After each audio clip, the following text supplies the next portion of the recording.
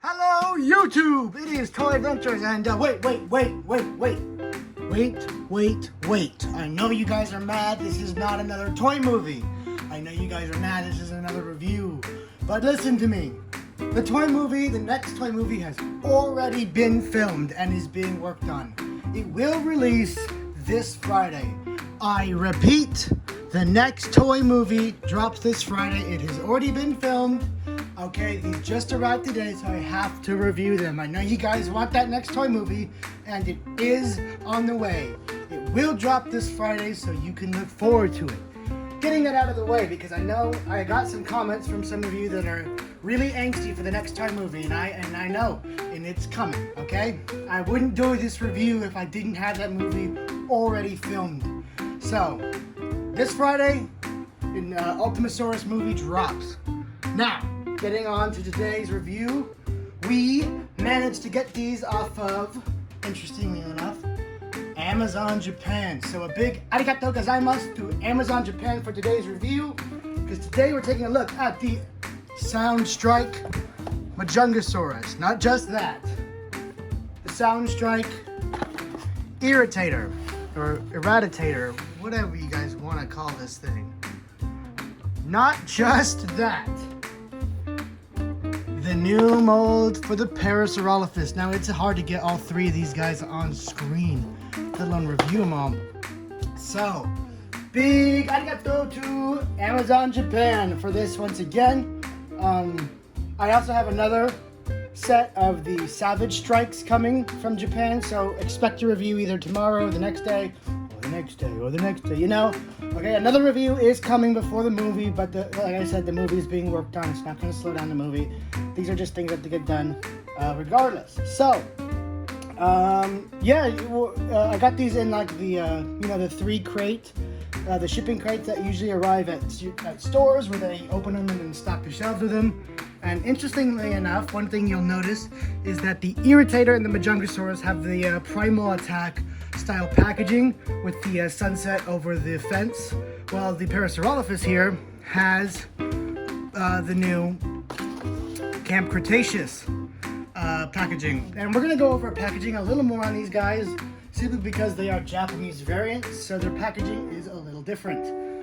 Not really much for the Primal attack. As you can see with the Primal attack packaging, it is literally just a sticker slapped on over where the name would usually be. So this just says Majungasaurus, but the Jurassic World Primal attack and Soundstrike, it's all still in English. Nothing really different there. It's just another warning label sticker down here that is just in Japanese. Where the packaging actually becomes a variant is with the Parasaurolophus. Now, I'm not sure what's underneath this sticker, interestingly enough, because as you can see, what would be Jurassic World Camp Cretaceous right here is actually in Japanese characters. It's not a sticker, it's printed on the box. Actually, no, it is not. I just noticed this now. You can hardly tell, but that is just a sticker. It's just a sticker. So these really aren't variants, more as just the toys with stickers slapped on. I don't know if that's really common amongst toy lines. I really have never gotten a language variant of a toy before. You guys can go ahead and let me know down in the comments. Those are a little more experienced with that kind of niche subjects. Do most imported toys just slap stickers on, or do they have separate boxes? I don't know. When I get, toys from Japan, specifically Monster Arts, I get the original box where it's most of the stuff is in Japanese, the big essential stuff is in English, and then everything else is in Japanese. So, just a basic, sticker going on. I wonder what it looks like under this sticker. I attempted it, but it's just too difficult.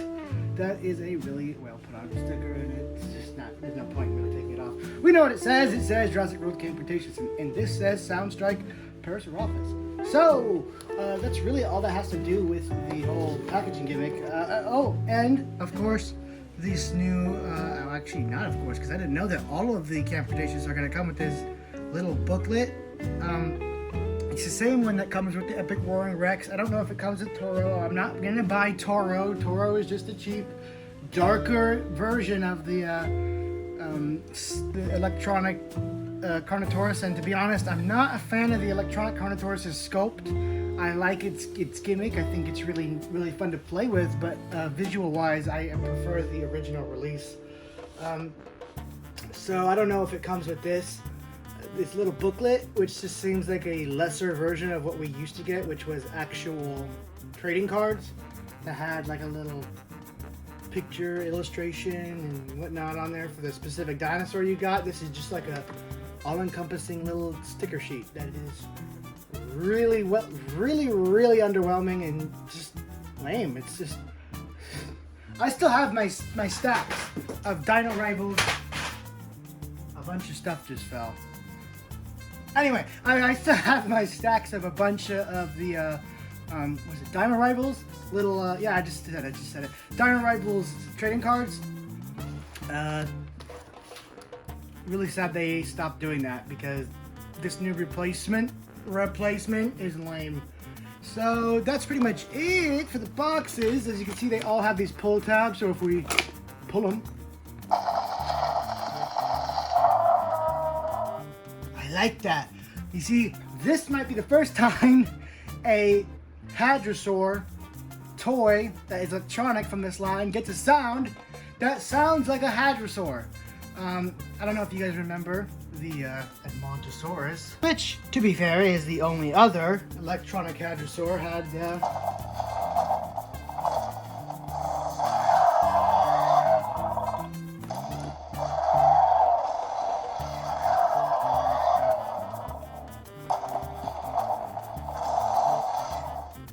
clearly Indoraptor sounds for a Hadrosaur. Now that's just one sound effect. Let's see. Let's not let Mattel off the hook just yet.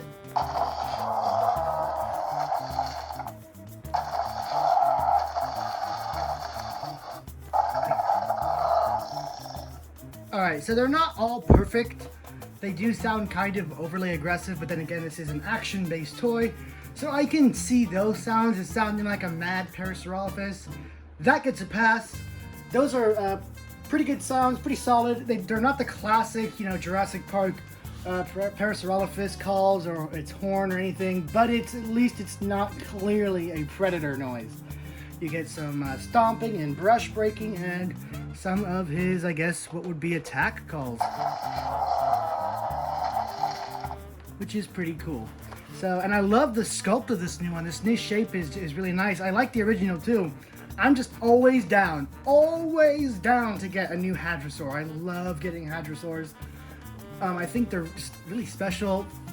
I don't know why I like them so much, but I love massing them. So I'm always happy to get new Hadrosaurs.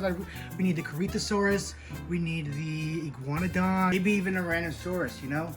So, good on them for that. Let's go ahead and check out the next dinosaur because this is going to be a long one. Next up, we have the Primal Attack Majungasaurus. So this is another new species, so that's always a big old plus. For me, is a new species. Two of these are new species, so that's a pretty good number. Right off the bat, I don't know if these hands are reversed or backwards. They certainly look reversed. Maybe that's just how it's supposed to be. I don't know. I'm not super knowledgeable on the Majungasaurus, to be honest. But I can already tell right now, I hate his stance. The way they made him stand permanently is really bad. It's stuck in this walking position, and that foot I can already tell is going to be really troublesome trying to make this thing stand in any other position than this one. So that's already kind of a red flag right out of the box, but we're not gonna you know, be too negative. I like the Irritasaurus. The jaw is poseable. It is not controlled by an action gimmick, which I am super for. It has the same, you know, move the tail, it moves the head gimmick. So it's pretty much just a new sculpt of the Cryolophosaurus, actually, is what I meant to say. The old Cryolophosaurus toy, it's the same thing. Poseable Jaw, and then the tail that controls the head. I think that's going to be the blueprint for most of the theropods in the Soundstrike wave, which is fine to me. I like the puppeteering aspect of it, so I won't complain. Now let's check out the sound. Sound tab out.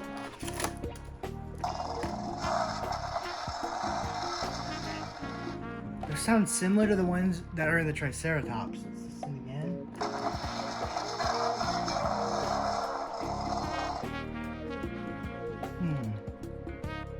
Okay. Again, those all sound very much like the Triceratops. Let me go ahead and do a comparison. Alright, so right here I have the not the original Triceratops, but one of the electronic ones. They all kind of have the same similar sound gimmicks.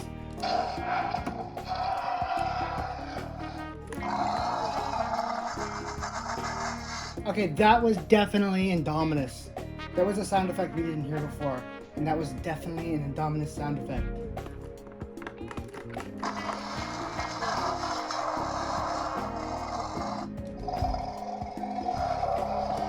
See, you can hear the similarities already.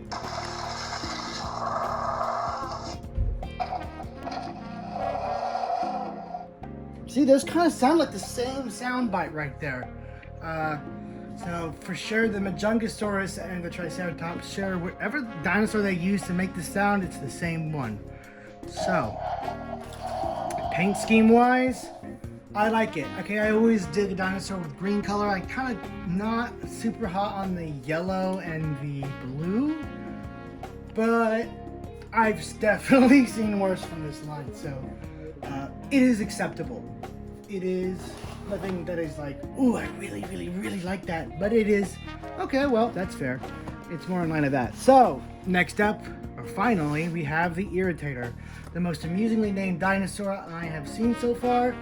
And it's pretty much just like a more snaggletooth looking Suchomimus. They gave it the spine on the back. I don't know how accurate it is with this one. It wasn't with the Suchomimus. So I don't know how good it is here.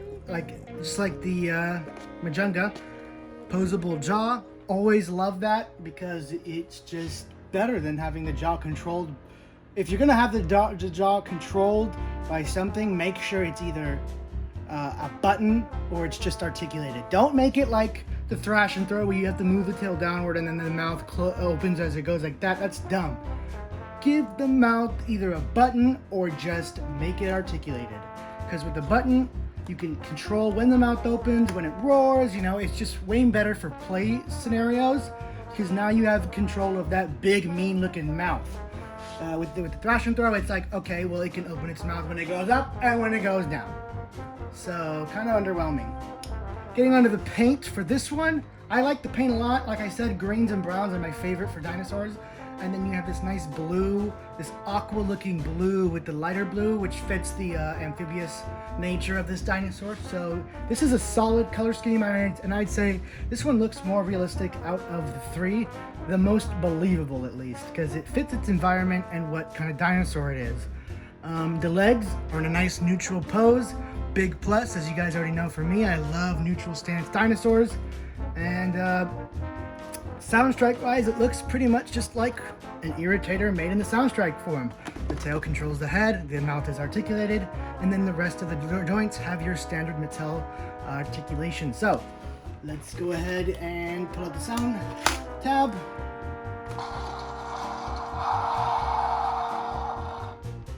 Okay.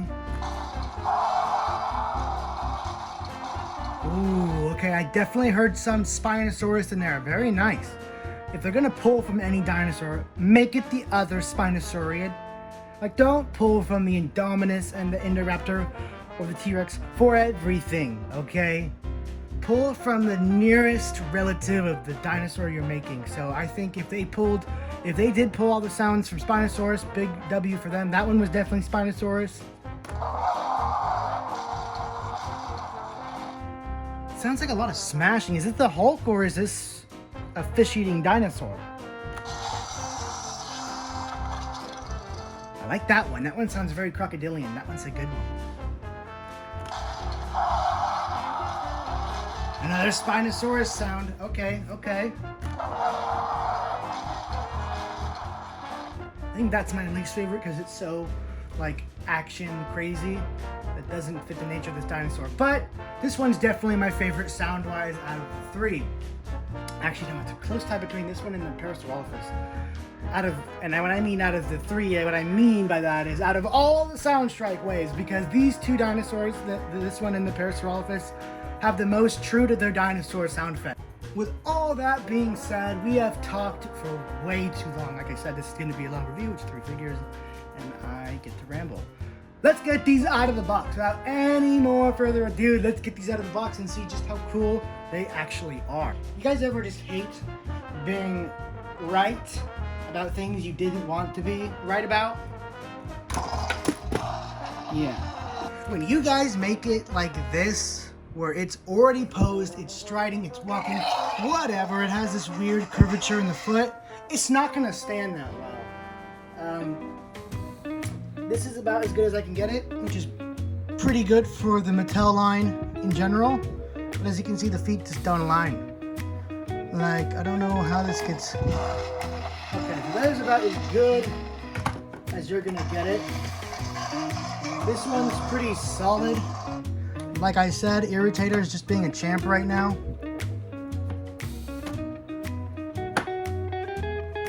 That's how you really test their stability. Is if they can drop from at least an inch and be good. Because that means they can shake a little bit. Let's say you accidentally bump your shelf or something. I do it all the time. I'm a total klutz. Alright, so Majungasaurus isn't horrible. There's definitely been worse in the Mattel line. But I still really don't like those poses because they usually mean bad standing. And this one is the worst out of the lot, but not the worst from Mattel. And when I say worst, that's a really harsh word. This is not a bad figure. It just has a feature that annoys me. So, getting a look at these three. It's hard to, like, review them all because they're all so different. So we're just gonna have to do one at a time. And we're gonna start with my favorite because I said so. We're gonna start with Irritator, the next Spinosaurid in Mattel's genome library. Now they've done the Baryonyx, the Suchomimus, and of course the big Spinosaurus. And now they've done the Irritator. I'm not infinitely knowledgeable on the Spinosaurid genome, so about those are all the ones I knew. I don't know of any other ones other than the Spinosaurus, the Suchomimus, the Baryonyx, and the Irritator. There might be a few I know that are just like so buried in my mind that I just can't think of them right now. But off the top of my head, those are the main ones. So I'm happy to have a figure of it. It's like a smaller Suchomimus. I will compare it to the, its cousins in a bit. For now, it's gonna have the spotlight. So let's get the camera up close. So here is the Irritator right up close. I don't really like when they give these dinosaurs these snaggletooth looking designs. They make them look more like monsters than genuine animals. But this one's not, like I said, the most offensive. But I would prefer, I mean, it looks good with the mouth closed, but when you open it, it kind of looks like, well, it looks very crocodilian, but I feel like even crocodiles have more teeth than this. But it's an art style, so I can flow with it. I'm not really sure why the pupil is facing backward.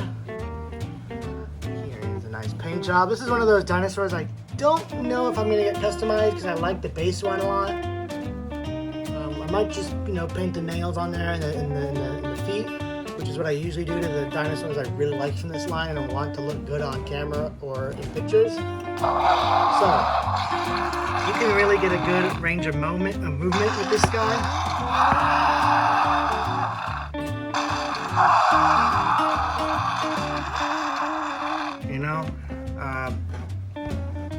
Tail back here, kind of stiff almost.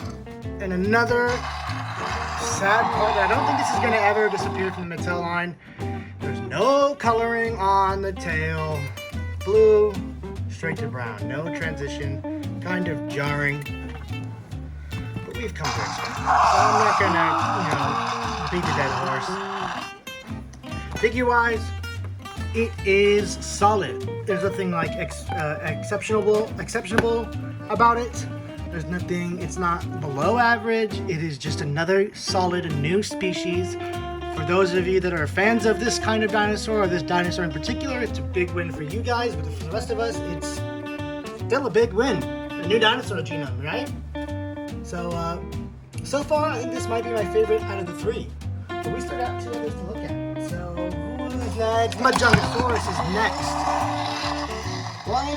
Because he's closer to my hand than person. That is standing. Let's genuinely try. That one's.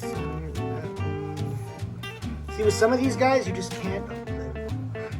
For a lot of these guys, you just can't get it perfectly even. This is about as even as it gets, and then this is the only pose you get with a dinosaur that is viable. So, tail moving. Moves up and down pretty well. Down movement's usually the weakest one with these sound strikes. Left, right is pretty weak too. So don't expect like any super turning poses. It's about as far as the neck can turn. That's about as far as the neck can turn that way. These little arms are so pointless. Why even cover them? I don't know if mine are backwards. They look like they're reversed, don't they? Like this feels like it should be on the other side and then the other one should be here. But maybe that's just how the dinosaur's arms are. You know? Like I said, I'm not super familiar with the Majunga. Oh, these guys are annoying. Take a look at the jaw. Another Poseable Jaw Dinosaur, which I'm always a fan of because that means I don't have to shove a rock in the jaw whenever I want to take a picture of it with its mouth open. So, basic Mattel detailing going on right there, except the bottom jaw right there looks pretty weak. But I like the quilled look. It makes it stand out from the rest of the dinosaurs. And yeah, it's only got too much to say on this guy. Let's move on to the para. So here's our new Parasaurolophus.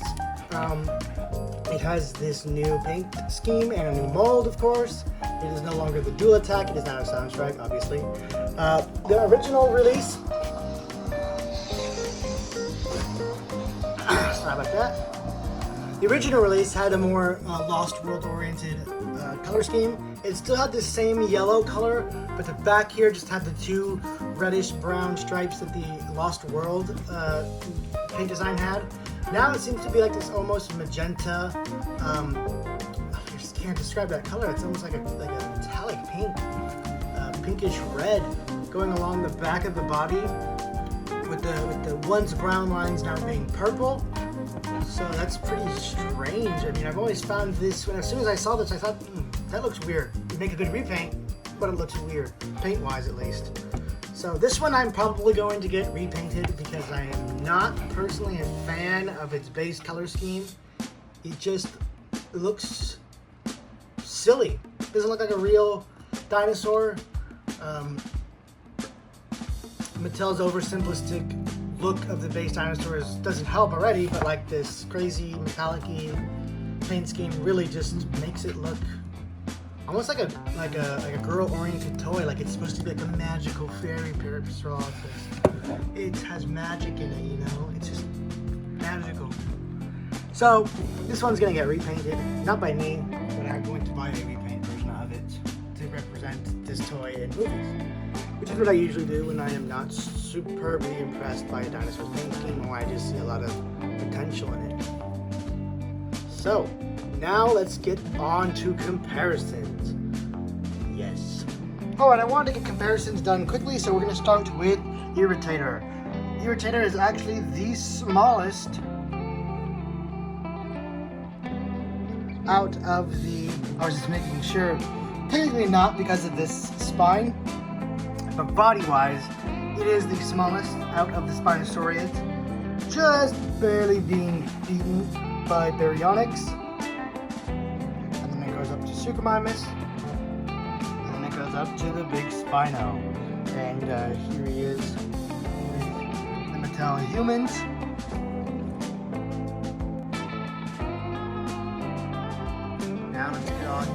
Majunga. Here's how Majunga generally fits into the scale of medium to small size Mattel dinosaurs. It is smaller than the Parasaurolophus, bigger than the Raptor, and then smaller than pretty much everything above Parasaurolophus. And here it is more directly with the Mattel human. Now onto the para.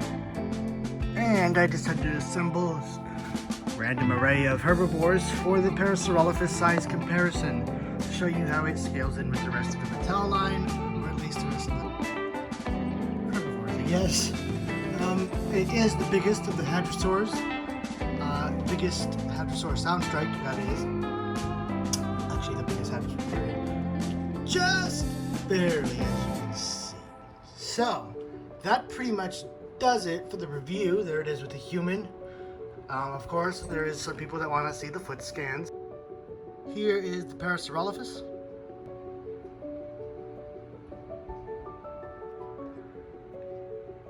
And here is the Irritator. So, guys, that's gonna do it for this review. Thank you guys so much for watching.